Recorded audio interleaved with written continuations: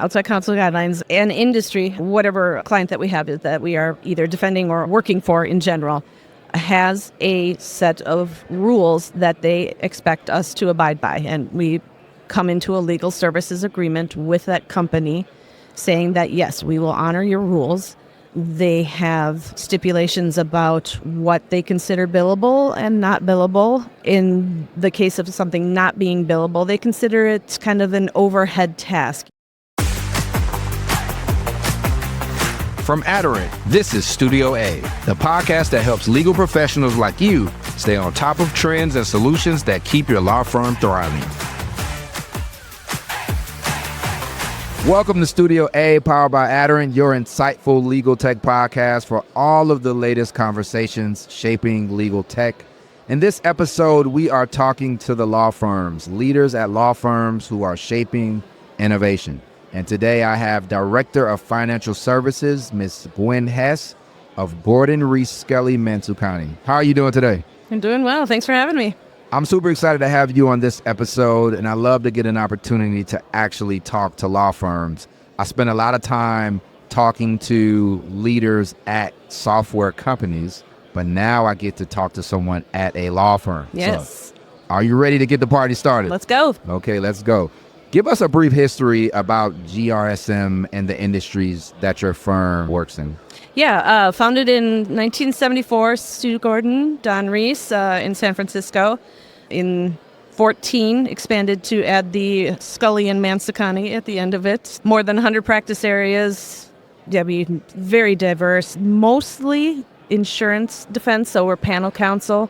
But we do, a lot of exotic things, like blockchain, crypto, AI, cannabis industry, being out in California. So there's a huge variety of work that we do. Love it, love it. And those are a lot of industries that are very important. So you guys are doing a lot of amazing, incredible work. Now, transitioning to software solutions a little bit, there's a lot of innovation going on in the legal tech space. Billing and timekeeping is always a big deal in the legal industry. What's your approach as a leader at your law firm to adopting new technologies? Technology is always going to put you in an advantage in the industry. There's no question about that. And what I love especially about GRSM and their leadership is that they embrace that. They are not afraid to try and innovate. And in fact, I get calls from our managing partner frequently about somebody's telling them about this AI opportunity and can you check this out and will this help? And yeah, software is part of, making the business of a law firm run is crucial. Yeah. Now, you are users of Aderant BillBlast in addition to iTimekeep as well. What are some of the challenges that you faced prior to integrating those technologies into your systems? It's all about compliance. And that was the driving force for us to adopt iTimekeep with the OCG Live, which is now Onyx, layering on top of it. And then BillBlast at the end. We, like many firms, suffer from reductions in our invoices and challenges to the work product because of less than quality time entries being created by attorneys.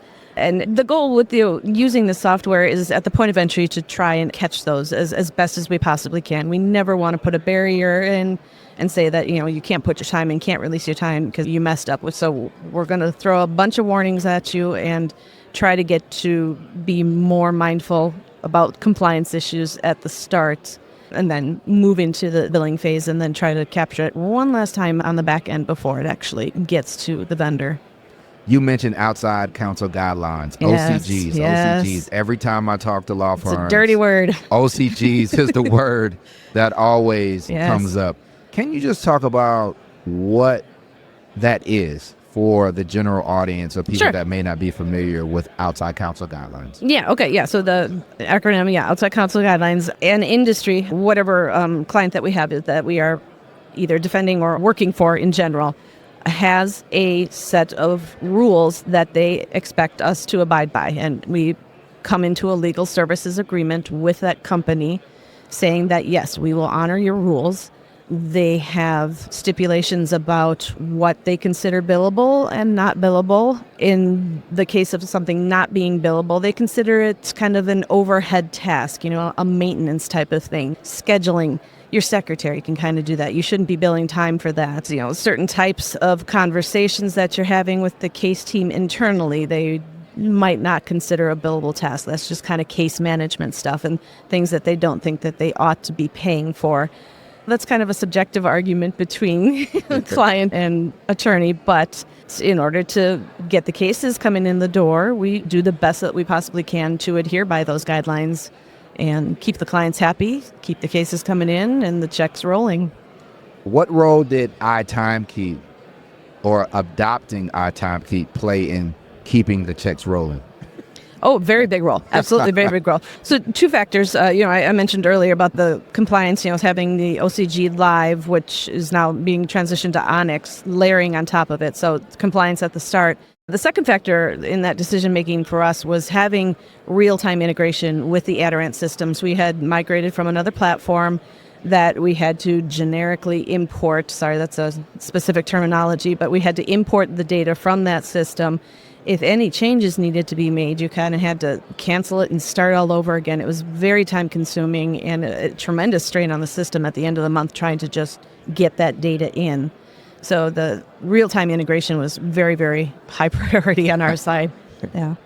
Now, real-time integration, great transition to talk APIs. Mm-hmm. Just talk about your approach and the importance of an API-driven strategy to ensure that software and different components are working together.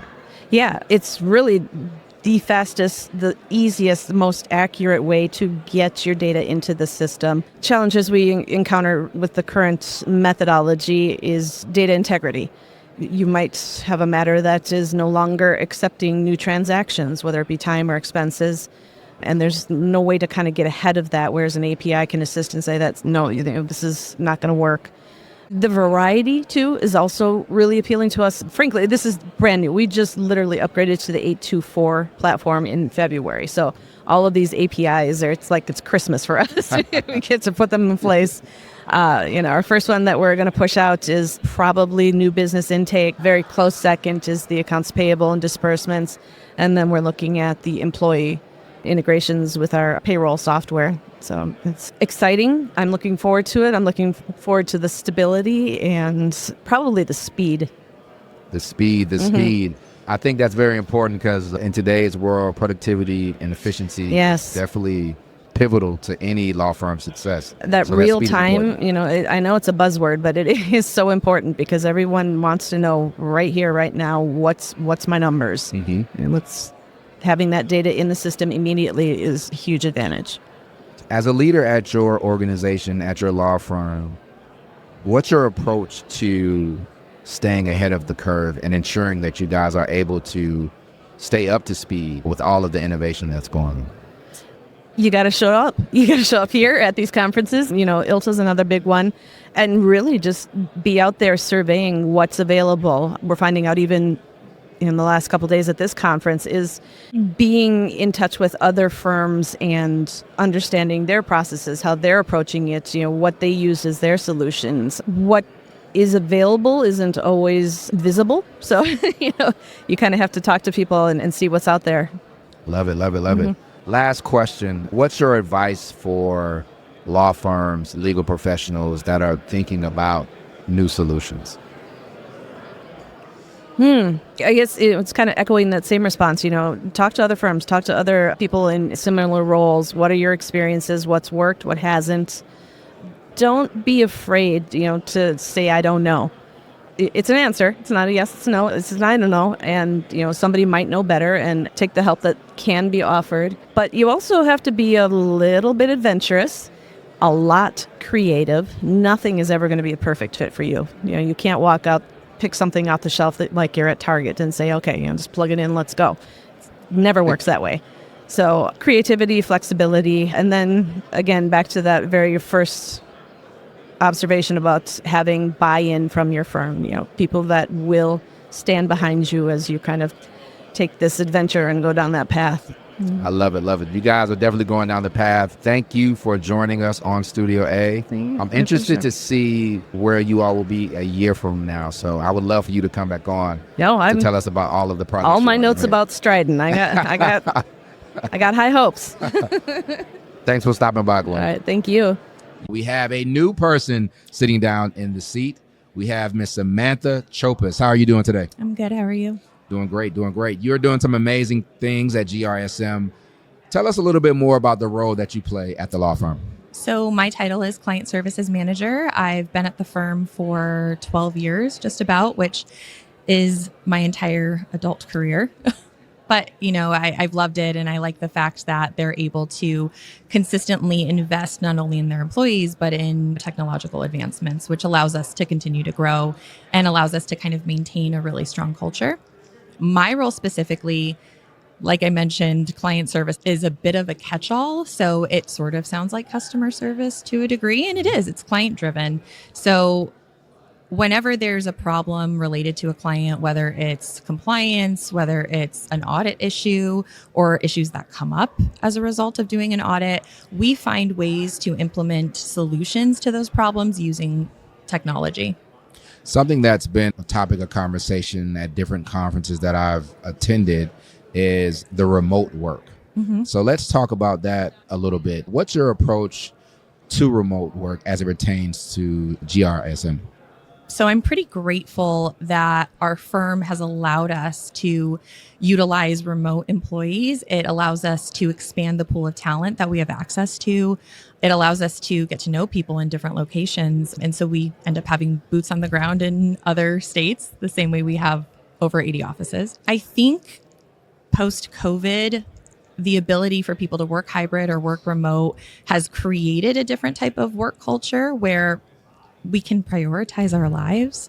A lot of the time you spend commuting to the office or sitting in an office, and yes, you're productive, but it's exhausting.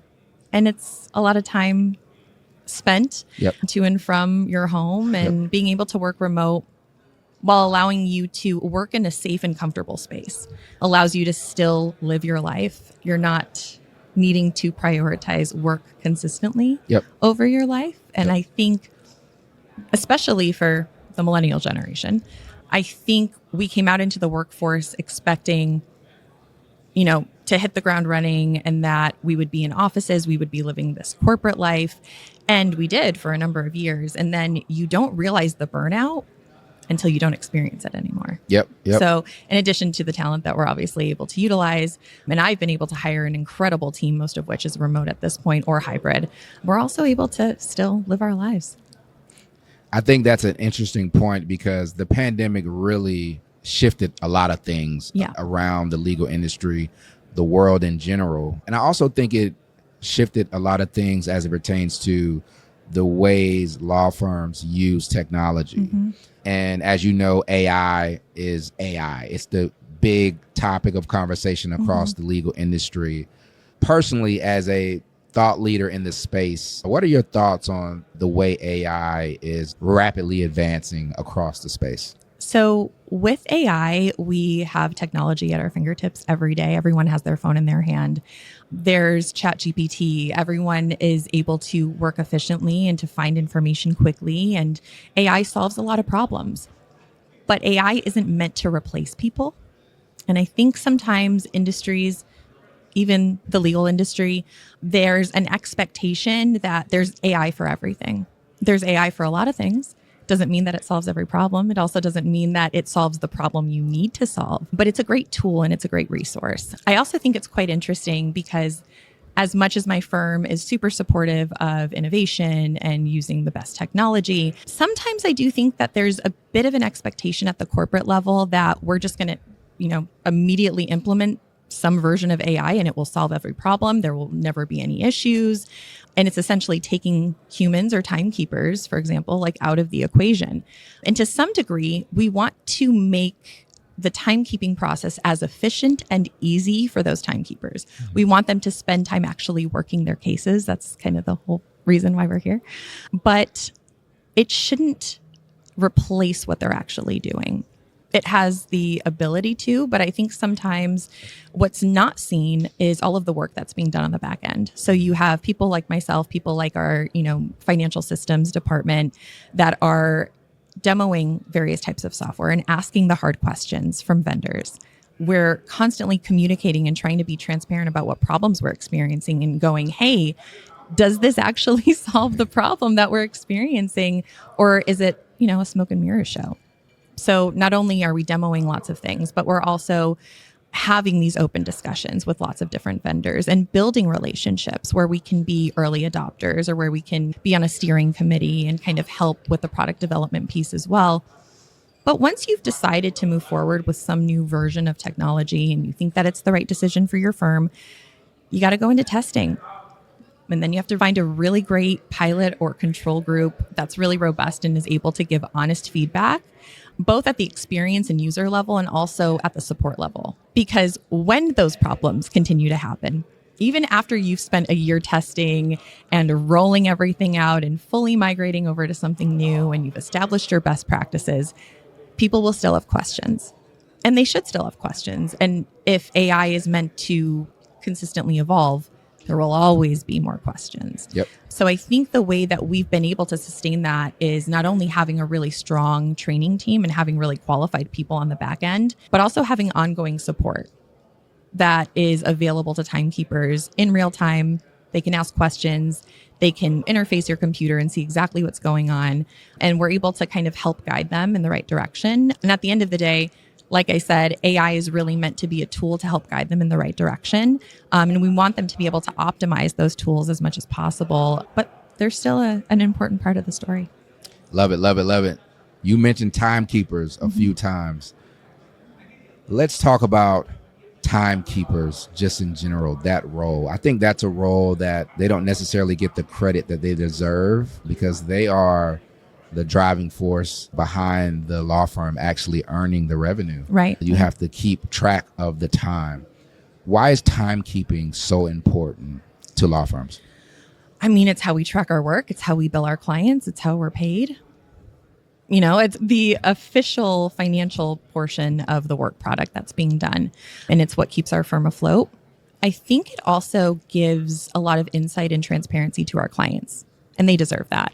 So having really robust time entries, really detailed narratives gives the client insight into the work that's actually being done on their behalf. So there's an additional level of trust that's being created at that stage. They see the work that's done on a daily basis, but then they see a breakdown of everything that's being billed to them. So they understand what service they're paying for. If they have questions, they can ask. If they question the validity of some of the time, they're able to do that and we're able to respond accordingly. BillBlast, iTimekeep, they work hand in hand to drive revenue for law firms. Why did GRSM select those two solutions to enable them to run a better business?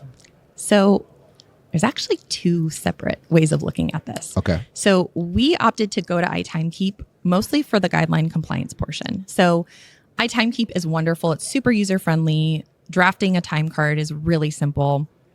But we went into this because of OCG Live. And having that compliance rule layer on top of timekeeping is really what sold us on iTimekeep. How that coordinates with BillBlast is useful in terms of access to data and transparency with regard to data and accountability with people within the firm. Prior to BillBlast, we were using a program that was efficient. It allowed us to get the job done, but it wasn't always super compatible with every other e-billing site. It kind of put billing coordinators and e-billing coordinators in compromising positions where it was like, I know I'm supposed to be using this one platform to submit all my invoices, but it's not really working. And so then having to kind of go back to a manual process was just not overly efficient in the long run. So by moving to BillBlast and moving to iTimekeep and moving to OCG Live, we have a lot more data in one location with systems that talk to each other, which is something we really appreciate. And that helps us to sustain the growth that we've had. When you create some sort of standardization across your systems, and using Aderant products has allowed us to do that, it allows us to grow. And people have a clear expectation of what programs they're using. Also, in the event that there's a disruption in that communication between different systems, we have one partner we can go to, and that's Aderant, to express any frustrations we may have, any bugs that we may encounter, any enhancements or customizations we may want. And Aderant's always been super receptive to the feedback we've given them from a product development standpoint, and also just having a sense of urgency with fixing issues. But our firm decided to move forward with innovation because that's what we needed to do. And BillBlast and iTimekeep and OCG Live were the appropriate next step. You mentioned automation earlier, and as you're talking, you kind of painted a picture of an ecosystem. Oh, yeah. That's very user-friendly. Why do you think it's important for all of those different solutions to be able to communicate, transfer data, etc.? Why is that so important to be able to get on a platform and be able to kind of get a one-stop shop of everything that you need?